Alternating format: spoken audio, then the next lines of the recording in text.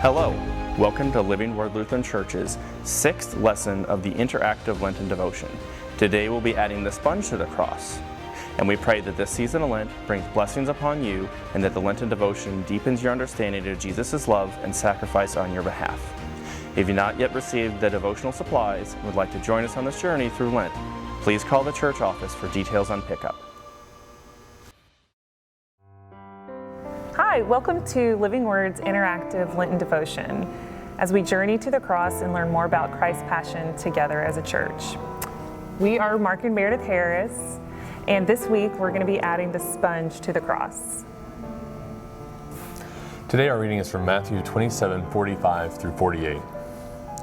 From noon on, darkness came over the whole land until 3 p.m. About 3 o'clock, Jesus cried out with a loud voice, "Eli, Eli, lama sabachthani?" That is, my God, why have you forsaken me?" From some of the bystanders heard it. They said, "This man is calling for Elijah."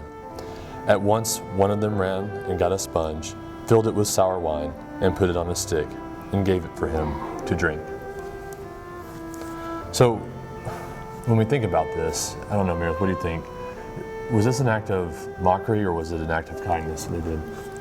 I definitely wrestle with that because it seemed like a customary thing offering the sponge of sour wine, but at the same time it does seem there might be a little spite in that. I think a lot of times when I think about this moment is when all of the terrible things that happened to Jesus, when we think about them beating him, when putting the crown of thorns, I continue to think that in some regards that this was a continued form of mockery, right? I think from just the sour wine and what that involved, was that something he would turn his nose up to, or was it something that was more continued punishment, or was it something that, like you mentioned, was more customary, right, to ease the pain? And I struggle to understand, right, what all that means. And while we may not know the answers, I love that the word does tell us that he refused the wine and didn't want to numb that pain.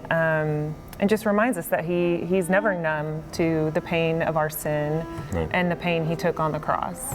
And I think it's a good point. I think to echo that is just to move on to the magnitude of not only was it the sins of the day, but the sins that were before and after, for all the thousands of years that he's taken on. He's taken on every one of those sins, and to not numb yourself to that also allows him to not numb ourselves to the joy that comes from the resurrection.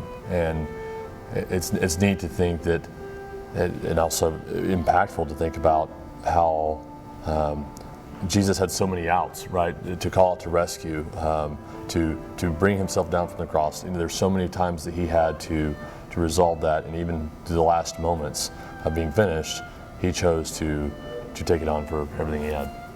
And he did it so willingly, just very humbling, for sure.